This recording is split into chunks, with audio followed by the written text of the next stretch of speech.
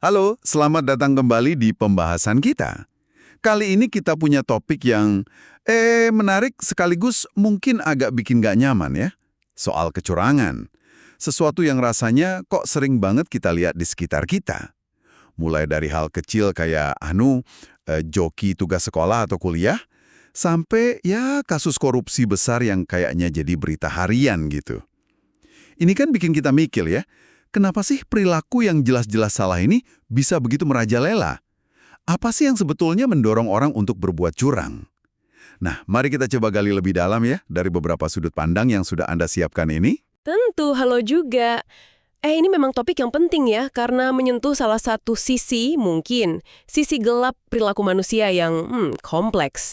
Intinya kan kalau kita bicara kecurangan itu ya tindakan melanggar aturan main, melanggar kesepakatan. Demi apa? Demi keuntungan pribadi. Dan seringkali tindakan itu ya merugikan pihak lain atau bahkan merusak sistemnya sendiri.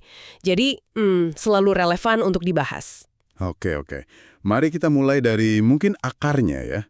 Ada pengamatan menarik nih, katanya anak kecil aja itu bisa loh berbohong tanpa diajari secara eksplisit, seolah-olah kayak ada bibitnya gitu dalam diri kita.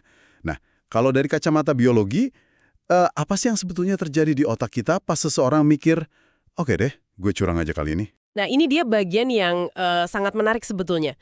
Jadi waktu kita melakukan kecurangan, terus kita merasa berhasil atau lolos, otak kita itu melepas dopamin.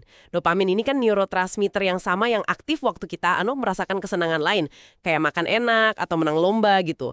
Ini semacam ngasih hadiah instan ke otak. Tapi, nah ini dia, di saat yang sama ada bagian otak lain yang juga aktif ngasih sinyal rasa bersalah atau kayak rasa nggak nyaman. Jadi ada semacam konflik internal gitu di dalam kepala kita. Wah, konflik ya?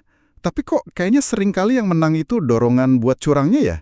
Gimana sih otak kita ngatasin konflik batin itu? Gini, otak kita punya mekanisme pertahanan yang, luar biasa canggih. Namanya rasionalisasi. Otak kita mulai cari-cari pembenaran. Mungkin bilang, semua orang juga ngelakuin kok. Atau situasinya darurat nih. Atau bisa juga, ini cuma sekali ini aja. Atau bahkan, ini kan demi kebaikan yang lebih besar nantinya. Nah, proses ini kayak kita membisikin diri sendiri buat ngeredam rasa bersalah tadi. Kalau ini berhasil, terus diulang-ulang, lama-lama ambang batas rasa bersalahnya itu turun. Perilaku curang jadi terasa lebih biasa, lebih normal, bahkan bisa jadi kebiasaan. Orang itu bisa jadi makin pinter curangnya karena udah kebal secara emosi gitu. Wah, jadi ini bukan sekedar soal niat baik atau buruk ya, ternyata ada proses adaptasi biologis juga yang ikut bermain di sini. Agak mengkhawatirkan juga ya kalau dipikir-pikir. Apa ini artinya kalau kita terus-terusan dikasih kesempatan, kita semua punya potensi jadi curang? Karena otak bisa menormalkannya. Tapi sebelum ke sana, apakah ini fenomena khusus manusia aja? Atau gimana kalau di dunia hewan? Kita kan suka dengar cerita misalnya simpanse yang nyembunyiin makanan atau ngasih alarm palsu gitu. Nah, kalau kita lihat gambaran besarnya, perilaku manipulatif itu memang ada di dunia hewan. Tapi ada tingkatannya. Kemampuan untuk melakukan kecurangan yang kompleks, yang butuh perencanaan, pemahaman niat individu lain, manipulasi sosial yang canggih, itu kayaknya sangat terkait dengan perkembangan bagian otak tertentu khususnya neokorteks. Manusia dengan proporsi neokorteks paling besar di antara primata lain, ya kita ada di puncak spektrum ini. Simpanse memang bisa menipu dalam skala tertentu, tapi ya kompleksitas dan variasi kecurangan manusia tuh jauh-jauh melampaui itu. Tapi menariknya nih, meskipun simpanse bisa nipu, penelitian juga nunjukin kalau mereka itu lebih banyak menghabiskan waktu buat kerjasama loh. Oh gitu, iya. Bener juga sih, kecurangan manusia bisa kreatif banget ya. Dari nyontek pas ujian, terus ada pelari maraton yang malah naik angkot di tengah lomba, sampai pemimpin negara yang ngubah aturan demi kekuasaan. Nah, mengingat hadiah dopamin tadi dan kemampuan rasionalisasi kita yang canggih ini, apakah curang itu sebetulnya strategi yang efektif ya buat sukses dalam jangka panjang? Kayaknya sumber-sumber yang dapat bawa ini punya pandangan menarik soal ini. Ini pertanyaan penting banget. Jawabannya, kalau kita lihat dari banyak penelitian, cenderung nggak. Meskipun kecurangan bisa ngasih keuntungan sesaat ya kan? Tapi dalam jangka panjang, individu atau kelompok yang ngandelin kecurangan itu seringkali malah kalah. Kenapa gitu? Ya karena fondasi keberhasilan kita sebagai makhluk sosial, baik manusia maupun banyak spesies lain kayak semut atau lebah, itu adalah kerjasama dan kepercayaan. Nah, kecurangan ini kan merusak fondasi itu.